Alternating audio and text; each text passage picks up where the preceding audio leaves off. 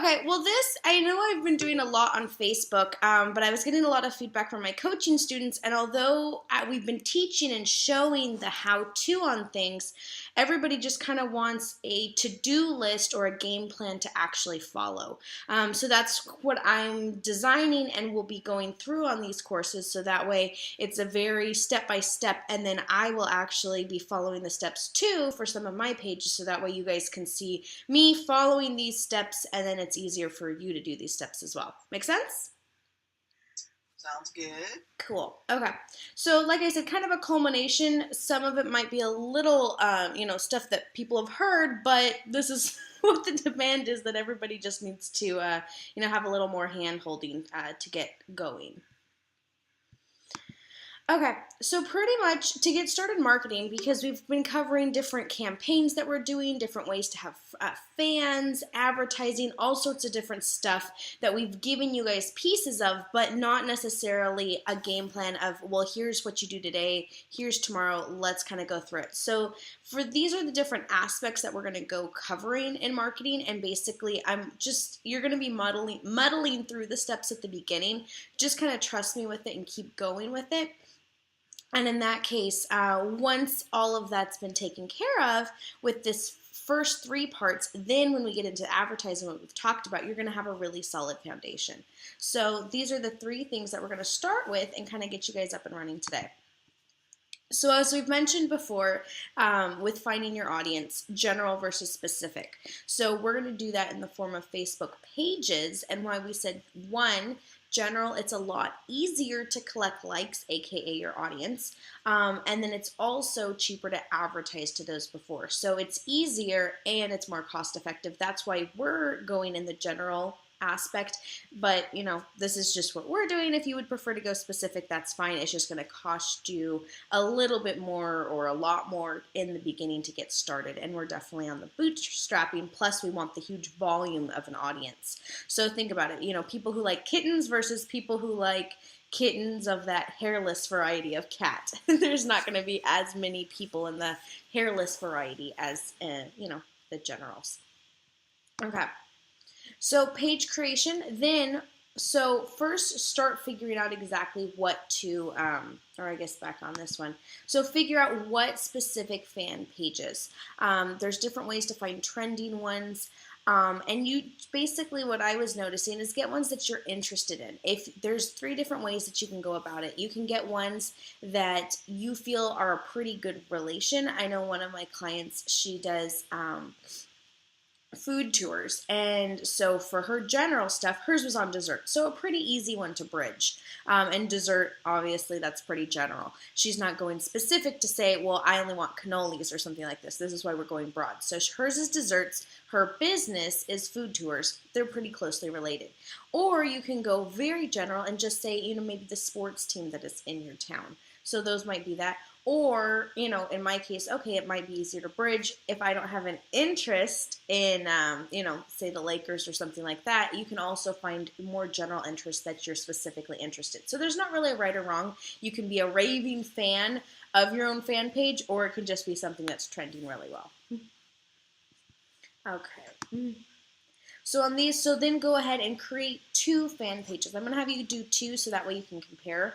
So in my examples that I'm walking through, I'm doing Disney princesses and Bruno Mars. They're definitely different types of fans, but they're both hot and trending right now. So those are the two that I chose. So whatever it is you want to do, if it's desserts and something else, whatever it might be, create two general pages. So that's the next step. Now for the like campaigns, we've walked you through, a bunch of aspects on these. However, putting it all together, I'm going to go through and actually start to show you kind of the behind the scenes campaigns that I did on some of my groups. I don't think I've done them in this session, but to really get a sense of how Facebook organizes its campaigns, so that way you're just not all over the place. And that's what I was noticing when I got started in advertising. I did, and I went through all the different things, but I didn't have a really good sense of how the advertising was set up. So when we're talking about like campaigns, we've already done the walkthroughs. I'm not doing that on this session. Instead, I'm going to go into how the actual Facebook campaigns are designed so you get a sense of what those look like. So pretty much it's divided into 3 sets. You have your campaigns, your ad sets, and your ads. And these are all found in your Facebook Power Editor. If you missed the session I did on those, definitely just send me a message or we'll connect and, so you're aware of where those go. But in regards to the campaign, so there's 3 different sets. And, oops, why did this? It's interesting. Not sure why that one did that. Anyways, okay, so pretty much to look at it, a campaign is what we're going to talk about. So when we're doing a like campaign, this is where you're going to start off in this top end. So with this case, you want to know what your objective is. And it can be to grow your fans, to promote an offer, drive traffic to your website. Those are 3 very common ones. In this case, when we were talking earlier about a like campaign, that's going to be to grow your fans. So you're going to only have one objective in there. So in this case, a like campaign is what you're going to be setting up.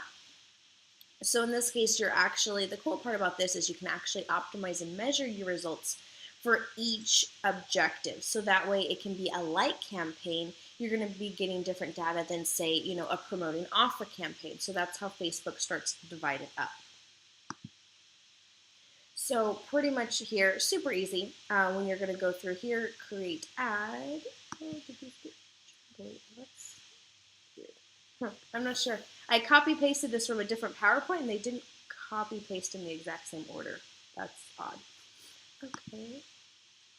Maybe the slides were inverted?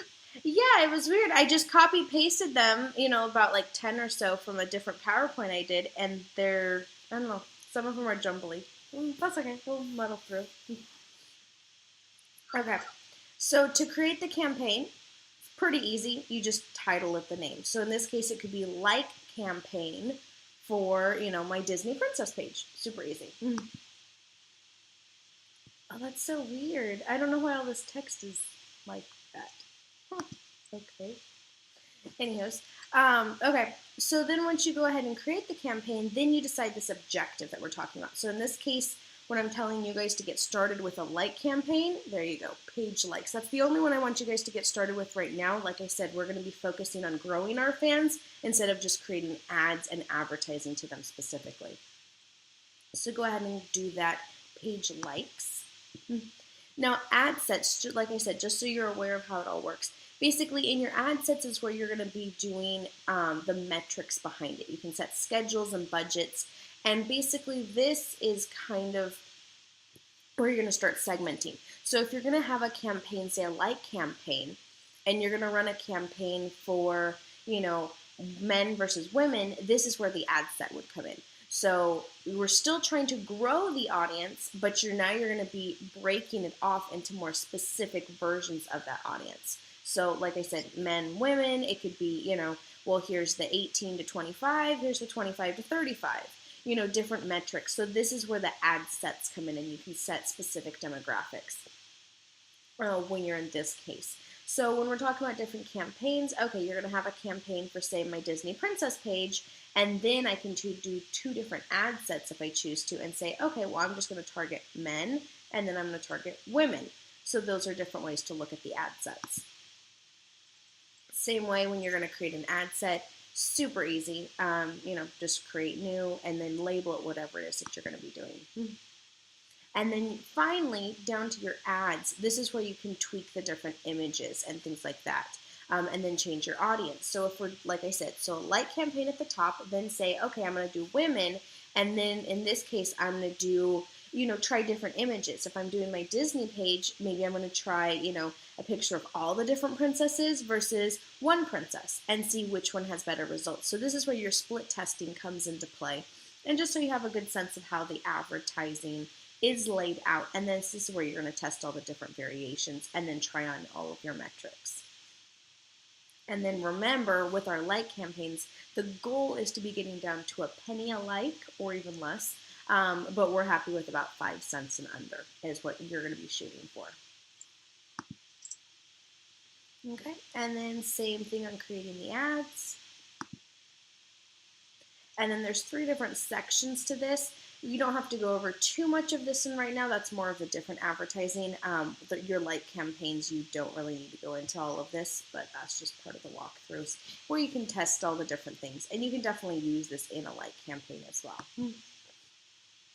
There you go. So all the different audience, this is where you can set all your filters. When we're doing like campaigns, we don't do too much in the audience section. We're just trying to pick up those general likes, but just so you're aware of where that goes. And then the optimization and pricing. So those are the different things to look at, whether you're going to do a cost per click or cost per impression. Those are definitely things that we get into, but let's get you started on the basics and just running a like campaign before we start to add too much of the analytical stuff in there. Okay, so now you have a sense. So first we created pages, then we're running like campaigns to start growing that audience and building those fans on the pages. And then you also need to be going through and maintaining these pages as well. What I've been having done is to actually schedule content for the week, so it's not something that I have to go and remember to do. So pretty easy.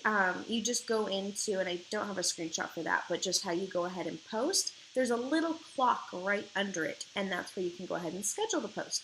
So as you can see from my Disney page, I have 8 scheduled posts, so there's one a day pretty much for all of the different things. So that way I don't have to remember to be managing my pages. I can set it up for the entire week for all my different pages, maximizing your time, but that way you're also putting out fresh content. Okay.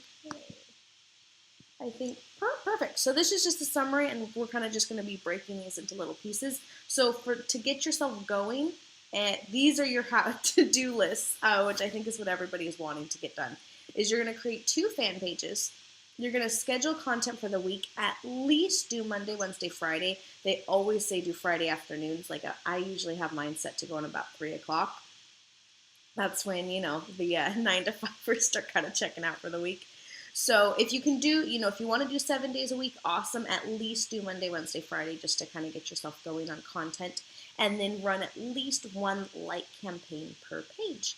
So when you're at those and we have all of those done, then we're going to regroup, look at some metrics, make some decisions on our ads, and keep the ball rolling. Okay. And I'll stop here, Gail. What's that? Oh, yeah, I'll stop at this point because then we're going to go and take some actual data and then start applying some metrics and looking at all of that good stuff.